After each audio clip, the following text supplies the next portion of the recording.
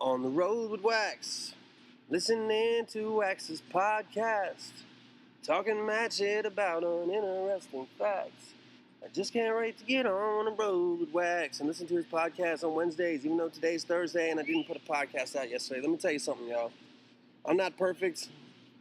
I ain't no perfect man. I'm trying to do the best that I can with my podcast. It's not a perfect podcast. It does not come out every Wednesday. My podcast doesn't come out every Wednesday. Bottom days for them skating by. Hey, check. Is this thing on? Is this miniature microphone in my MacBook Air computer on? Let me tell you something about a MacBook Air, this computer that I got. A lot of people come up to me, whether it be fans, whether it be other bands that are here on the Warped Tour with me, other rappers, could be anybody. But you know what sometimes happens is we either exchange CDs or people give me CDs and say, yo, check out my CD. And I get back and I realize that my computer doesn't even have a CD player. So it's true that these CDs are going to be done soon. I mean, this shit doesn't even have a player. So in order to listen to your CD, I'd have to play it on the bus, and that means everybody on the bus has to listen to the CD, and I don't want to take up everybody's audio space and time. You know what I mean? I didn't mean to get transcendental right there, even though I really didn't. Anyway, we're here. Cuyahoga Falls, Ohio. That's where the Warped Tour is at today. And let me tell you something. It's a beautiful venue. I'm out here sitting on a picnic table under a bunch of trees. This is the kind of place where, this is actually the kind of place where one of the advantages of having no hair comes through. If I got a tick fell on me right now, I'd probably notice the motherfucker. Because this is definitely the kind of place where you would get ticks. Remember back in the day, your mom would check your scalp for ticks. At least my mom was, because my mom was very thoughtful, caring, and loving. Thank you, Mom, for checking my scalp for ticks when I would play in the forest as a child. So I told you the last podcast that we had reached the sexual frustration leg of the tour. And that leg of the tour pretty much will last the rest of the tour. But we've actually entered and segued into a new era in this tour, and that is I am officially a carny tour. I feel like I'm in this alternate universe. Every day we wake up and do something that's mildly the same, well, extremely the same. The kids look the same. All the tents are the same. The bands are the same. The only thing that changes is slight differences in the venue. And this one's a beautiful one, but it's not all about the beauty. It's also about what the logistics involved are going to look like. And what I mean is, even though this is a beautiful venue, it's not completely skateboard accessible. There's a long way from the bus to where the merch tent and the stage are, so the loadout is a little bit crazier than normal. I say these things, and even when you're living your dream, it's still work, and there's still things you got to do, and there's still ways you're going to find to complain about it.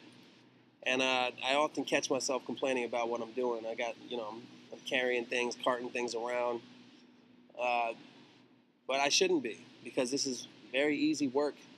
And it's very rewarding work, and it's it's just way better than all the jobs I've ever had before. So I should shut the fuck up, stop complaining, and just live this life that I'm living. And that's what I'm trying to do. Like I've said before, I've reached a new phase in my life.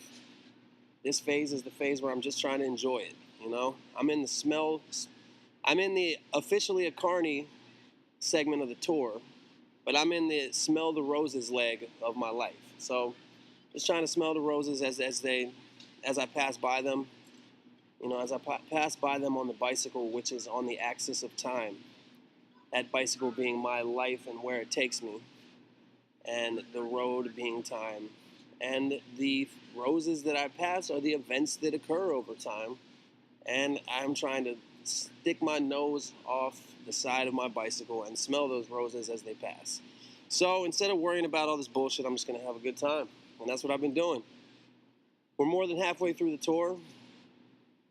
We still got to do like a bunch of East Coast dates and South dates. And then we officially end by doing Salt Lake City, then Denver. And then I'll be back in Los Angeles doing my thing, trying to write some new shit. Because I mean it this time when I say that after this tour, all I'm going to do all day, every day is work on my album, which I need to finish and get out so I can tour some more and have some more fun and hopefully make some good-ass music. I've come up with some good ideas, and I've been really inspired by a lot of the shit that I've been hearing recently. I've just been listening to mad rap music, trying to get back into the craft of MCing, son. You know what I'm saying? It's been listening to a lot of rap music recently, and I'm trying to, as I get older, it becomes much more hard for me to be impressed by rappers. I've heard it, I've seen it, so I take something new and something fresh, or just some really clever shit, or some really cool, interesting, funky flows, for me to be interested in, and I've been finding some good shit. And I heard Watsky's album yesterday, the one that he will be releasing in August. And let me tell you something, folks. There's some dope-ass shit on there. So when that shit comes out, plug for my boy Watsky, August 12th. His album is called All That You Can Do. So when that shit comes out, I'd highly recommend that shit. I should have him on the pod. Maybe I'll see if I can have a little segment with Watsky today. I haven't actually gone through my emails. I'm recording this first half of the podcast. And then what I plan on doing is going through some emails, maybe not as many as normal, and then recording the shout-outs and questions later. Maybe I'll get a Watsky segment in if he's not too busy today. But I'm sure you can hear a lot of background noise right now. I'm over by the buses. There's a field with picnic tables and trees in between the parking for the buses and this long-ass line where all the kids are still waiting to get into the Warped Tour. And these kids are excited, man. Every morning, if you pass by the line, it's like people have the feeling that you had when you were a child on December 24th and you're about to go to sleep and you can barely even get to sleep because you're just thinking about how great the next day is and all the presents you're going to get and all the love you're going to feel with your family, all the joy that's going to be expressed and carried on through generation and generation from our forefathers. But let me switch topics real quick. The only thing that I had written down to talk about this week, and it's not like I have any real material, it's just a phrase. And that phrase is mascot pervs. And what I mean by that is whether you're at a baseball game, whether you're out on Hollywood and Highland where everybody dresses up. There's a place in Hollywood where, like, right outside the Chinese theater, like, there's a bunch of people trying to get tips that are dressed as Superman, Spider-Man, Barney the Dinosaur, shit like that. But also, even at the Warped Tour, some people randomly they come dressed up. Like, there's one dude that's dressed up as a panda bear every day. There's some people that dress up as, like, giant bananas and shit like that. Let me tell you something. For the ladies out there, those are the motherfuckers you got to watch out for. If you're a parent and, you know, your kid's in high school and you're like, do you want to try for the football team? He's like, nah. Oh, you're more into the chess team, huh? And he's like, nah. And then he's like, well, what do you want to do? He's like, well, I want to dress up as the school bear mascot. That's when you should probably seek counseling, because there's a 99% chance that your son is a potential rapist, because those motherfuckers are perverted as shit. Every time I see somebody in one of those costumes, they think just because they have the costume on and they have a super soaker, they're allowed to just spray it at some 15-year-old girl in a white shirt's breasts. Just spray it on there. I've seen it happen with multiple different people. Every single time I see that happen, it's the dude is dressed up in some kind of shit where you can't see his face, and he thinks that just because he's dressed up as a panda bear or Barney the Dinosaur, he has every right to sexually assault a fucking minor lady. And here it's particularly like people with super soakers. But I remember one time, my ex-girlfriend that was actually a really long-term girlfriend who I still keep in touch with, but it's a girl that I moved to California with, and when I still lived in San Diego, me, her, and a friend of ours took a trip to Los Angeles, and we went to Hollywood and Highland, and my girl was taking a picture with Barney, and he fucking grabbed her titty. Just like that. No question asked, just honk. Just like the straight up classic honk. Like the move that he made is the reason that boobs are called honkers by people. And I didn't know what to do. You know, I was out there and I saw it happen. And you know, I got mad and yelled at the dude, but then, you know, I think because he was in the Barney the Dinosaur outfit, you know, I didn't end up really doing anything. And looking back at it now, I feel like kind of a pussy for not at least pushing or shoving him or anything. But sometimes you gotta think about how crazy somebody might be. And this motherfucker under the Barney the Dinosaur suit, he might have a knife under there. I don't fucking know this guy. But yeah. So call me a pussy all you want, but looking back at it, maybe I should have done something. But then again, maybe it was a lesson learned. Maybe it was a lesson in self-restraint that I accidentally gave myself many years ago when Barney the Dinosaur grabbed my girlfriend's titties in the classic honk style. But this is the whole reason I'm talking about this is because every time somebody dresses up in one of those uniforms, they have, what is it, carte blanche? Is that the word? Full carte blanche to just do whatever they want to girls. And it's more disturbing here at the Warped Tour because all the girls here are super, super young, as I talked about on many of these episodes. And these motherfuckers just walk around with super soakers just spraying them.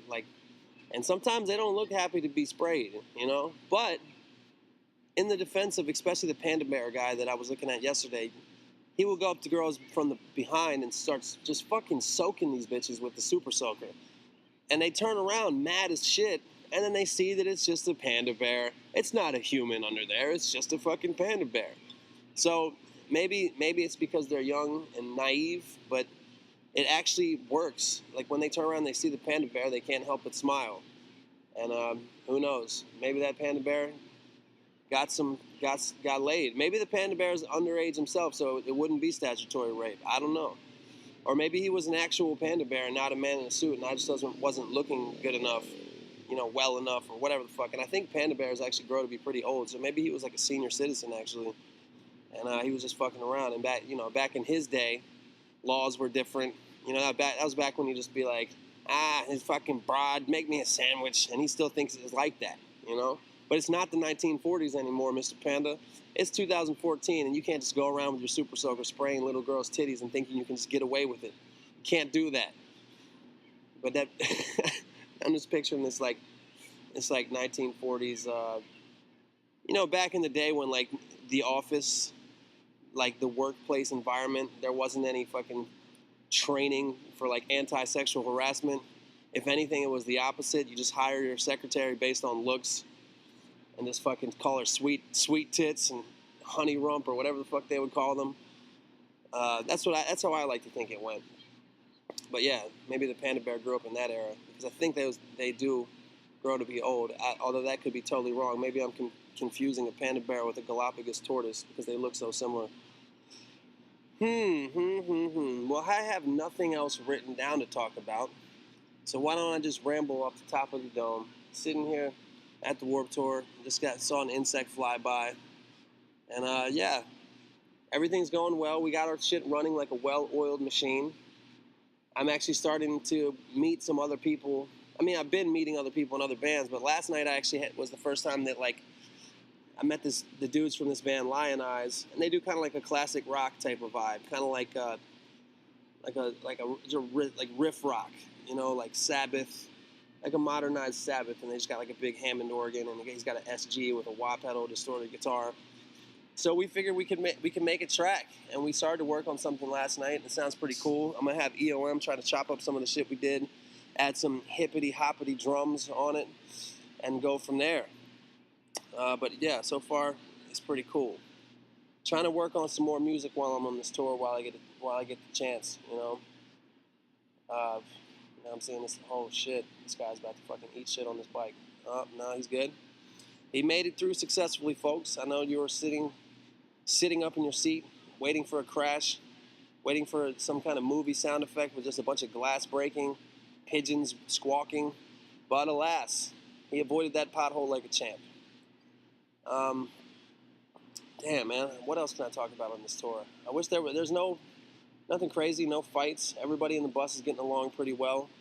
Everybody's got their own personalities. Some people are a little bit more, complaining. And I can be on the complaining tip sometimes, but I'm usually a pretty easygoing fella. But you definitely will notice that, like, when people, I'm not going to get into any bus politics, but everybody, because, I don't know. I know that none of the motherfuckers listen to this podcast. Nobody that's I'm riding with on the bus listens to this podcast in their spare time. So I could just fucking sit here and talk shit about everybody on there, but I'm not going to. because the word could get out, you know. But what I was gonna say, let's be light. What I was gonna say is, it's interesting that, like, you know, you'll find, like, when somebody's not around, whether it be somebody on the bus or somebody completely else, you'll hear what somebody else's problem with that person is, you know. So it kind of automatically makes you wonder, like, I wonder what they say about me when I leave the tour bus. You know what I'm saying? I could guess what my faults are, but I think it's good to know your faults. And my obvious fault is that I be drinking a lot, you know. But I don't think that I'm one of those annoying drunks. There's a lot of annoying fucking drunks, man.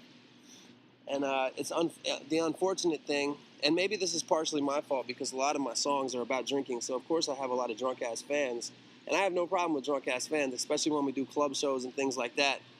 But the problem with the way some people are when they're drunk, and I don't think I'm like this. I might be like this, and this is probably exactly what people say negatively about me when I leave the bus. But like, some people just become this fucking spitting every word they say chatterbox when they drink. And you know, people come up to me and they're talking to me all loud. The worst is if I'm at my merch tent and I have, like, after my set I do like a signing. I go to the merch tent and I stand there and people are in line and I sign their tickets, and they might buy a t-shirt, I sign that, I take pictures with people, you know, et cetera, et cetera. But the drunk guy doesn't see the line. He doesn't wait in the line. He just goes right up to you while you're taking a picture with somebody else, and he's like, hey, I'm not going to spit because I don't want to spit on my laptop, but he just starts talking right while you're there taking a picture with somebody else right at the front of the line. Doesn't give a fuck about the line. Talk. And no offense to anybody who that might have been, but just try to be respectful to others when you're fucked up. You know what I mean? Yeah. So a lot of I mean, it was like this when I did my 100 days sober too. I noticed when I'm sober, drunk people are not as fun to hang out with, you know. Even like when I'm not drinking, like if I get to a party late, I'm sure a lot of you have experienced this. When you get to a party late, like maybe you had to work or something like that, you get to the party at 11:30 and your friends are already kind of well into the tipsy zone. Like, you don't really feel comfortable until you're kind of in that zone with them. Until then, you're just kind of like, Jesus Christ, dude, get the fuck out of my face. I'm not on your level yet. So, you know, you might overcompensate by taking mad shots real quick, and sometimes that's the way to go, and sometimes it's not, because you might catch up and then some. You know what I mean? So so be careful out there. Just be careful. I can see our driver walking by right now. Our driver's Jason, and every time we park, he's got a motorcycle. It looks like one of those. Jason, the bus driver's motorcycle, looks like one of those motorcycles in Indiana Jones that, like, the Nazis wore. It's like this war. They wore motorcycles. But I remember whatever that was, maybe it was all the Indiana Joneses in the World War II era. But whatever the one he's fighting the Nazis, it looks like one of those Nazi motorcycles. If you saw it, you know what I mean. And maybe it's the helmet he wears that kind of emphasizes that even more. But when we get to the venue, we put everything inside. Before the doors open, we set up merch and we go help unload the truck for our stage. We come back. Jason, he's like a handyman who's always fixing shit. He's just fucking fixing the bus or fixing the air conditioning on the bus or fixing his motorcycle or whatever he's doing. And he just scoots off on that motorcycle that he keeps underneath the bus in the bay that's underneath the tour bus. Scoots off to a hotel. He says that, you know, like, for him right now, for me it is it's about 10 a.m. So for him, that's the equivalent of probably, like, 10 p.m. So it's getting late in his world. He might go and watch, like, for him, a late night movie is the matinee, the first showing of a movie at noon. So that's like him going to a midnight movie. And he'll just go do some shit like that, then go to sleep all day in a hotel. And we show up, and our bus calls anywhere from like 11 to 3 a.m., depending on how long the next drive is. And then he just gets there right before bus call, puts his fucking bike up underneath the bus, and bam, he drives away as we sleep through the night. So that's every day for the last month, and every day for the next, like, pretty much month. I don't know what fucking day it is today. Today is Thursday, July 17th, and the last show is August 3rd. So we have a solid 3 weeks or so more of shows, and then even after that, I don't know if I mentioned this on the podcast. It kind of sucks. We threw our last show in Denver, but the tour bus has to go to Houston. So I got to sit in the tour bus for like 2 days driving to Houston. And then when we get to Houston, I'm in the team of people that has to take the equipment home in the car. So I got to drive from Houston to Los Angeles. So even though the last day of the tour is August 3rd, I probably won't get back to LA till the 9th or 10th. So, you know, be a lot of driving around America. I do a lot of fucking driving around America, y'all. There's not a lot of places in America that I haven't been, but there are some that I've been much fewer than others. And the place I'm going on this tour that I've never been is Salt Lake City. Well, actually, I already went there, so I was there once on this tour. And Nashville. Somehow I've never been to Nashville. Problem is, at the Warped Tour, it's not like I'm going to Salt Lake City. It's not like I'm going to Nashville. Right now is the Cleveland show. Yesterday was the Cincinnati show. Neither of these shows are in Cleveland or Cincinnati. This one is in Cuyahoga Falls, and the one yesterday was in, I don't even remember the name of the town. And it's just, just like in Maryland, we're not doing D.C. or Baltimore.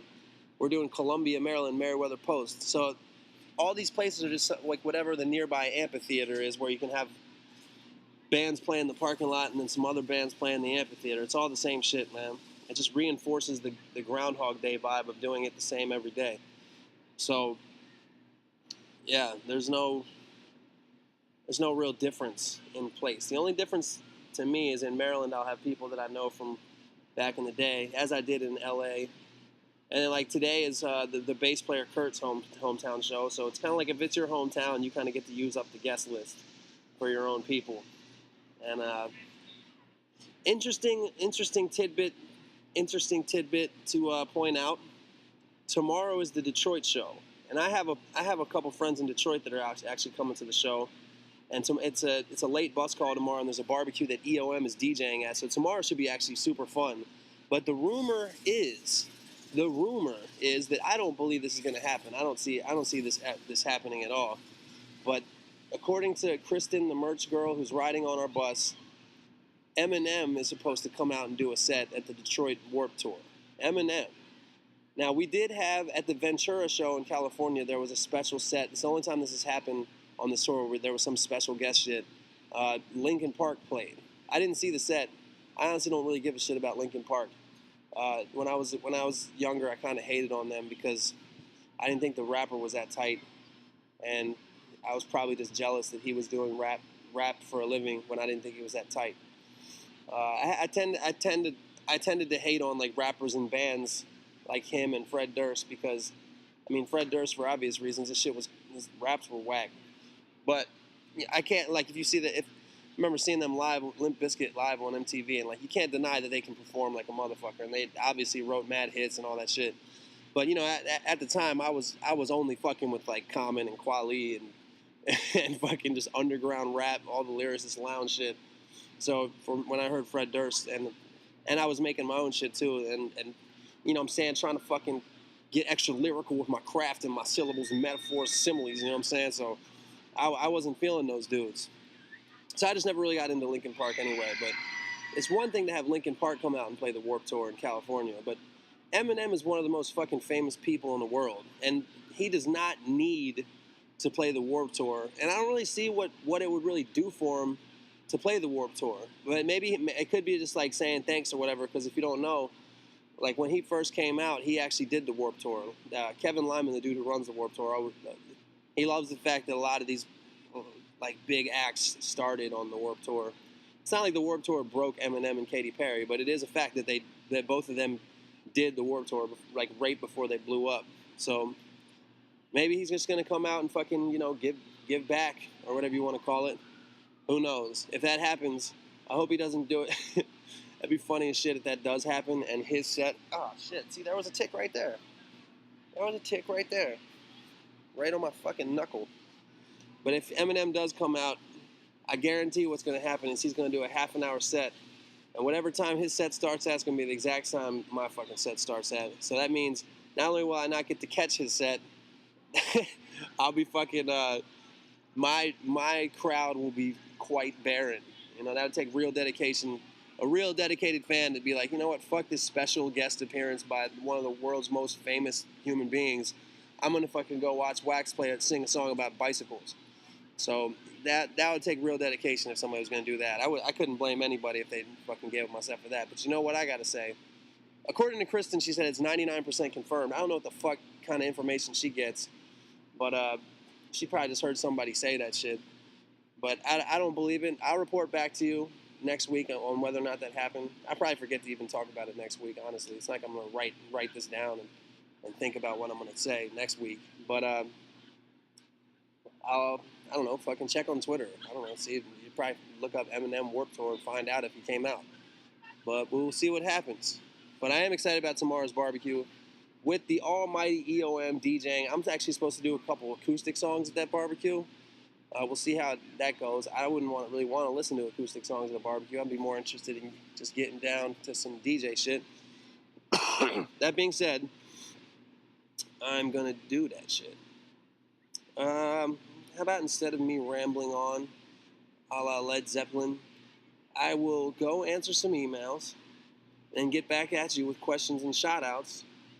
And maybe I can get a segment with some guests real quick, but we'll see what happens. I don't know what's going to happen after I hit this space bar, but let me tell you something. It could be anything. All right, and I'm back here on Wax's podcast, and I forgot to mention earlier, I've been continuing a segment, and I think this will be the last of these. I think we only really need to have 3 installments of Max Miller Lauren reads Attila lyrics. As if you haven't been listening to the past 2 podcasts, there's a band on the Warped Tour called Attila, and they party hard as fuck, wouldn't you say? I definitely would say that. I mean, we haven't really partied with them yet, but hopefully before the tour is over, we'll really see how they party. We'll see. But, we'll see. yeah. Attila? Yeah, we'll see. Kurt is probably made, Kurt the bass player who's actually in the room. Say what's up, Kurt. Oh, what up, y'all? It's KB in this bitch. Kurt has probably gotten the closest out of all of us to quote-unquote partying with Attila because he did stand on stage for their set, and he has the pictures to prove it. And I think that next time we see them, we should all go up there and support them and rage with them as they like to do. Maybe there'll be some. There's got to be all kinds of cocaine and whatnot backstage when they play, and just young naked women and things like that. Yeah. But I won't speak on this any further. What song are you going to be reading the lyrics to today, Max? Today it's Shots for the Boys, which is a classic Attila song. We checked this one out a while ago. Quality absolutely. Material. This was probably the second one that we checked out after About That Life, I believe. About That Life is definitely like it's their anthem. Quintessential anthem. And this is kind of like the second single, you know what I mean? Yeah. It's like I can't think of a band that had like a kind of a good second single. It didn't quite hit like the first, but still a good party anthem. Still great. All right, so here we go. Shots for the Boys. Here we go now. Pour the shots out. Everyone is getting hammered and the tab's on me. We're going hard because we run this shit. So stay the fuck at home if you party like a bitch. Take another and drink it all down. We can have 10 more because we run this town. We keep it rowdy as fuck. Take 3 more shots for good luck. Shots for the boys, bottoms up. Shot of tequila, one after another for all my homies and all your brothers. Shut up and don't bother me. Just take another. We party all night and we're not like the others. Shots for the boys. Here we go now. Pour the shots out. Everyone is getting hammered and the tab's on me. We're going hard as fuck because we run this shit. So stay the fuck at home if you party like a bitch. Take another and drink it all down. We can have 10 more because we run this town. We keep it rowdy as fuck. Take 3 more shots for good luck. I only drink in celebration. Every night is a celebration. So don't like to take straight shots? Shut the fuck up. We only take straight shots. 1 more shot. It's getting late, so get it in before last call. 1 more shot. If you don't take it, then you're just a fucking asshole. Tomorrow morning is gonna be rough, but last night was the shit. So suck on my dick. That's the last thing he says. That's the last one, man. Man, I'd be interested to hear that song, how it ends. Maybe I'd like to think that it's a cappella, like the music ends and it just says, "So suck on That should be my new theme. I think I'm just gonna get that tatted on my side. That'd be a good idea. The whole song lyrics, every chorus and everything.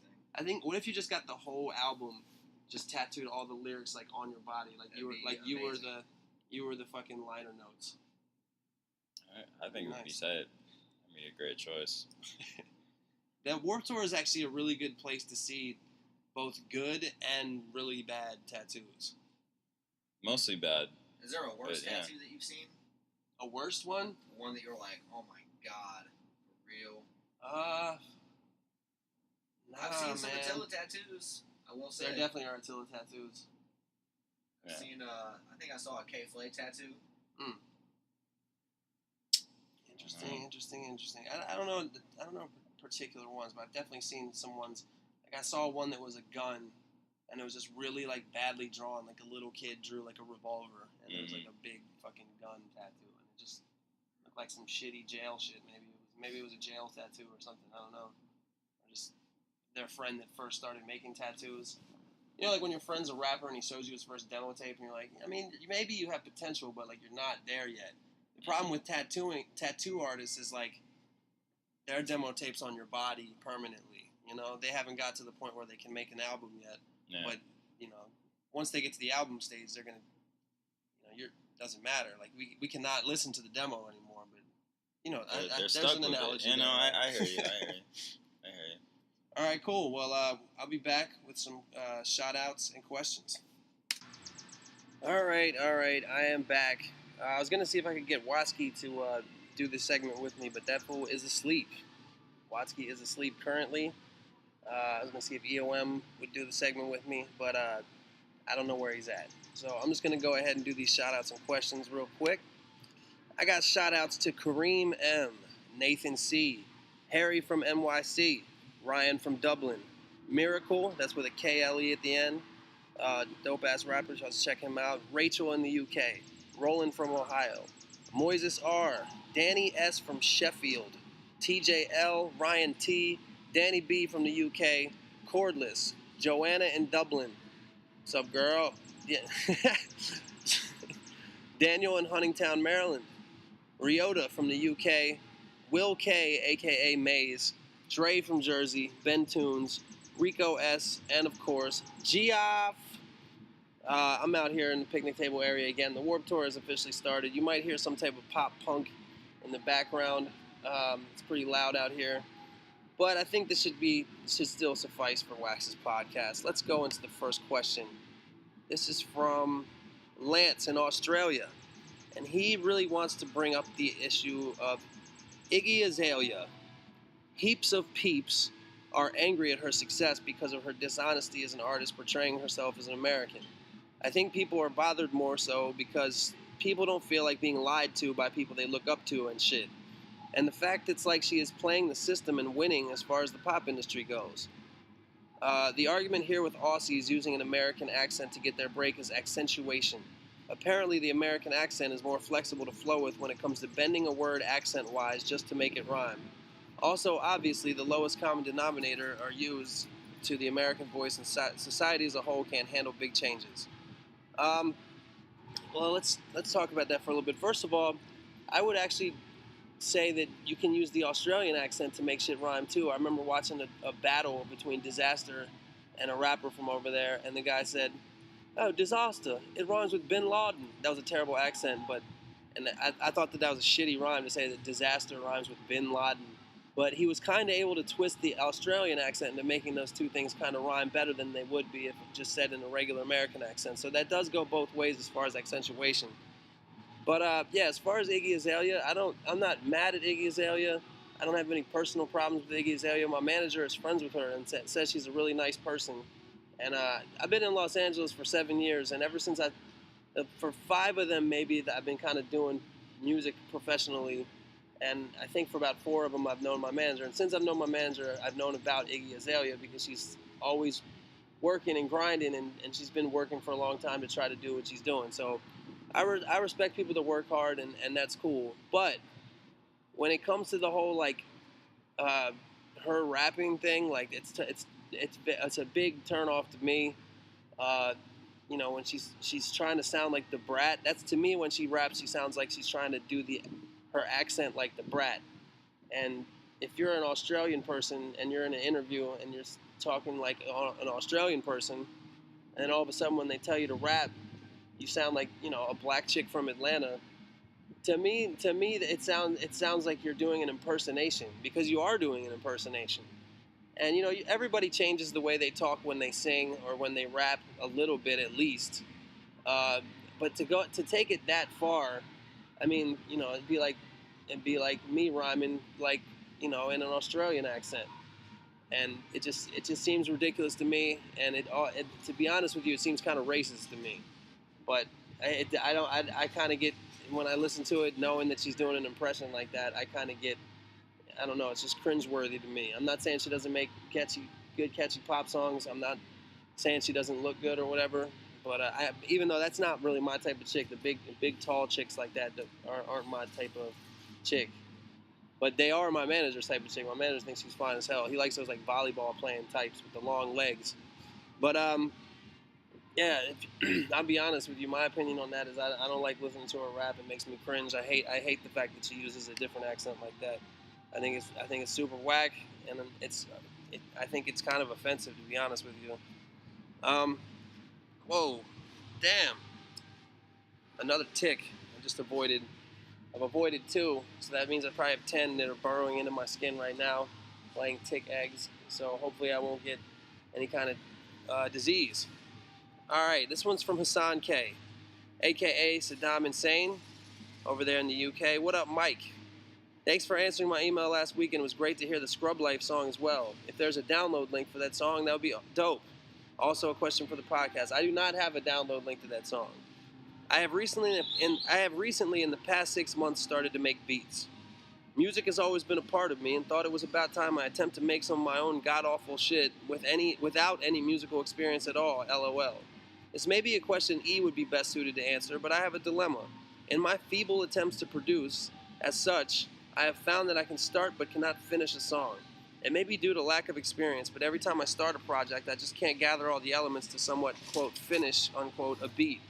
It could be the fact that all the shit I'm making is weird and whack and just a clusterfuck of hip-hop/rock/alternative, so can't be saved. I just get the knack of settling the basics, say the drums, but can't feel out the melody, so just start a new one. Is this something you have experienced when you started out writing songs or producing? Did you go for a specific genre or just went with what you were feeling at the time? Plus, when you started, did you feel like all the shit you made was whack, or is it just me? No, my friend. Stay safe, my friend, Hassan K. No. Everybody, with maybe the occasional exception of just ridiculous prodigies, when you start, your shit is not going to be tight. It's just like when you start playing baseball, you don't know how to throw and catch very well. You have to learn just like anything else. Some people might have a natural talent and pick things up faster than others, but you got to start from the bottom and work your way up. And if you have no experience, man, of course your shit's not going to sound professional, because to be a pro, it takes years to get there. So I wouldn't get down about it, man. And you sound like with calling your own stuff god awful and whatnot. I wouldn't. I mean, I don't know. I'm reading this, so I don't know how exactly you were saying that. Maybe there's a hint of sarcasm there, or like sarcastic self-deprecation in a non actually self-deprecating way. But I wouldn't get down on yourself about it. And it's extremely common, whether it's me or anybody else. Kanye West, I'm sure, even does this. Like, you start something and then you get to a certain point and you're just like, nah, and you just trash that shit. That's a very common method. It might take a couple tries before you get something you really like. And I would suggest maybe some days you kind of go for a genre, like if you're in your car and you're listening to music and you hear something on your way to the studio, for example, and you're like, damn, I'd like to make some drums like that, or I'd like to make something with that kind of feel. I mean, that's what inspiration is, So if you're feeling something, I think it's common to start off with a certain genre, a certain drum track, or a certain tempo even. So yeah, I don't think that's uncommon. And sometimes you just start with nothing and you just see what comes. production is weird, man. Putting together tracks, you know, sometimes the shit just comes out and it's special, you know, and then probably more often than that, you do something stupid and then just fucking erase it. But I think all in all, you're on the right track if you just keep doing it and keep doing it. And the most important thing is that you enjoy it, you know.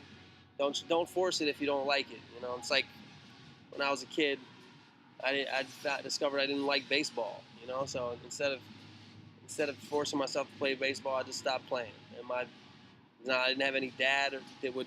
I mean, I had a dad, but he didn't make me do stuff that I didn't want to do. Luckily, as opposed to maybe some stage parents or like crazy football coach dads, things like that. So think about it that way, man. If you're not enjoying it, just don't do it. But if you're enjoying it, your music will only get better, man. It just gets better and better over time if you practice, you know. And then if you stop practicing for a while, you can get your rust out pretty quickly. You know what I'm saying? Like you can get back in the lab and get back to where you were pretty fast. Whether that be with playing an instrument or making beats or singing or whatever it is. It's kind of like riding a bicycle, but it definitely takes a while to get good, you know. So don't get down in the dumps, Hassan. I think that if you enjoy it, just go ahead and do it, you know. And good to hear from you, my friend. Hassan is somebody that I've met on several occasions. I think I've talked about it on the podcast before, but I met him in Philly, Amsterdam, Paris, and I think somewhere else too, but I can't remember, man. It's always good to see you, and be safe as well to you. All right, I got one more joint, and this is from Frank from Los Angeles, not to be confused with the almighty Frank Hernandez, host of the Say Word Up podcast. What up, Frank? Go check out the Say Word Up podcast if you get time. I'll be listening to that shit all the time. Great musical suggestions from him. Shit that I would never even know without the help of my friend Frank. All right, this is a different Frank from Los Angeles. Frank R. from Los Angeles. Hello, Wax. It's Frank from Los Angeles. Southgate, to be precise. Shout out to Southgate. Thanks for the shout out a month ago. By the time you read this, it'll probably be 2 months ago. And you were actually absolutely right about that. I am trying to catch up on the emails right now. I'm about a month back, and I kind of stay a month back. So if I don't answer your email, if you send me an email to beatsforwax@gmail.com, it's just because I haven't gotten to it yet. All right, just at work, listening to you talking about losing your virginity on the podcast. Ha, ha, ha. Great story. You should do more stories. You should do a segment called Story Time with Wax. So here's a question for a story.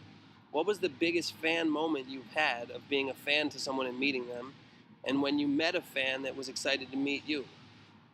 I remember back in the day, you know, I was a big fan of Talib Kweli when he's kind of first started to surface on the scene, and I went to see him live a few times. And one time I waited in the merch line just like they're doing here at the Warped Tour. It was a long line. This was at the Sprite Liquid Mix Festival, I think. There used to be a traveling tour called the Sprite Liquid Mix Festival. Kweli was on it. I think it was the same show that 311 and Jay-Z were on. I always forget that I saw Jay-Z a pretty long time ago. This was when The Rock was strong, you know, when I remember Beanie Siegel riding out on stage on like a lowrider bike. Memph Bleak was there. I think Freeway was like the new guy at that time. But I always forget that I did see Jay-Z at the Sprite Liquid Mix Tour. But I stood in line and I waited to meet Kweli, and he had performed a song that day that I had never heard before, and that song was Get By. And I was really taken aback by that song, just how powerful it was, how powerful the music was, how powerful the chorus was. What an interesting song anyway. But he had a line in there, and I noticed he had like this blacks and Latins in prison, numbers of black in the business. And I asked him what that line was, and he was like, yeah, man. And he just like spit the whole verse for me, standing right there. And I just thought that was really cool. He seemed like a really nice guy. He signed my little ticket. I think I still have that ticket somewhere, but it was a really cool experience. And that's crazy, you know, like, I mean, that song, like, how fucking ridiculous is Kanye West? Like, Kweli been out doing his thing. He had a whole amazing album with High Tech. And then, like, he met up with Kanye, and I think Kanye was just appreciative of, and if you've heard the story, you know, Kanye used to open up for Kweli. Kweli took him on the road as an opening act, and you can hear on his first album, he thanks Quali for that, and he was appreciative of Quali for letting him open. At that time, Kanye was just trying to be an artist and go beyond being just a producer. He was trying to get on Raucous Records and shit at the time, which is crazy to think about now. But Quali's. I don't even think it's arguable. I mean, the blast might be more classic, I guess, and Black Star shit might be different. Like that Definition song is probably the biggest classic that Quali's involved with. But as far as a solo artist, the moment he got with Kanye West, he made a fucking banger radio smash that was also amazing with a message. And Kanye just has done that for so many people, and not even including all the fucking shit he's done for himself. So I think that song's just a fucking further testament to how amazing Kanye West is. As far as a fan meeting me, I've had a lot of cool experiences with fans. I've had a lot of people tell me some really heartfelt things, specific things about my songs. I've had tons of people that have gotten like my lyrics tattooed on their body, which is still crazy to me. I had the fan that I sent a T-shirt to. This was back when I was first starting to mail out T-shirts, and I was doing it myself from my house. And for some dumb reason, I would just put my house as the return address. And this dude showed up at my house one day, just knocked on the door. It was the same day I was having a barbecue, and just knocked on the door with his package, and he was looking at the return address, and he just fucking went to the return address and knocked on my door. I thought it was kind of creepy. But he had his shirt, and he was like, this one doesn't fit me. I was coming to see if I could get a large instead of a medium or some shit like that. So that's when I stopped putting my real return address on my T-shirt mail outs. That probably was the craziest one. I can't say that I've had. I mean, I've had like encounters with female fans and things like that, but I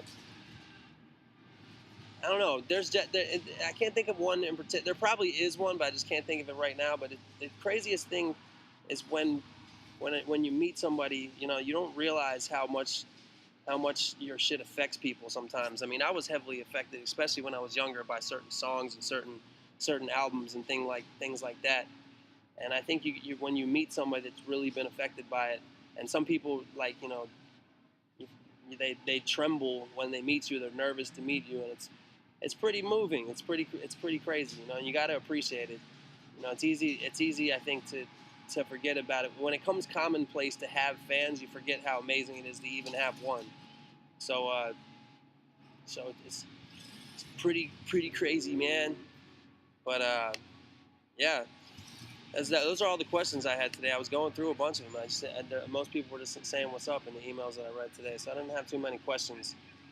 But I actually got some shit to do, so I might just make this a short podcast this week.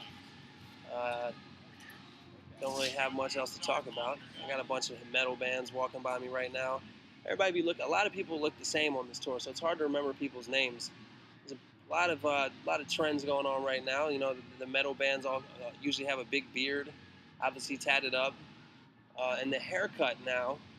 You don't see a lot of metal bands with the long hair like they had back in the day. The haircut now is like we call it like the Hitler SS youth look. Kind of like it's like the Macklemore haircut. Macklemore has it kind of like you shave pretty low on the side and kind of like go up on the top with a pretty standard like military looking haircut. It's like Elvis kinda. It's like if Elvis were in the military. That's kind of like the look of the metal band now, which is interesting to me.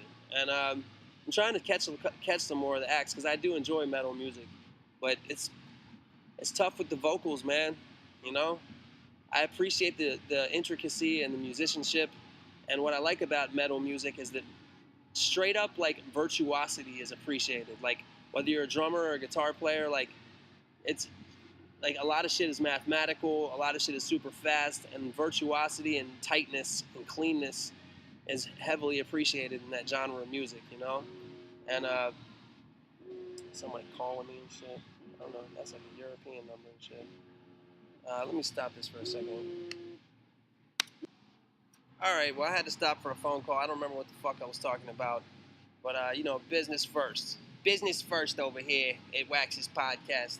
The only place the podcast doesn't come first is when in terms of business. And I just had to handle some international business. You know what I mean? I'm a man that that does a lot of things. I sign a lot of contracts. I go a lot of places.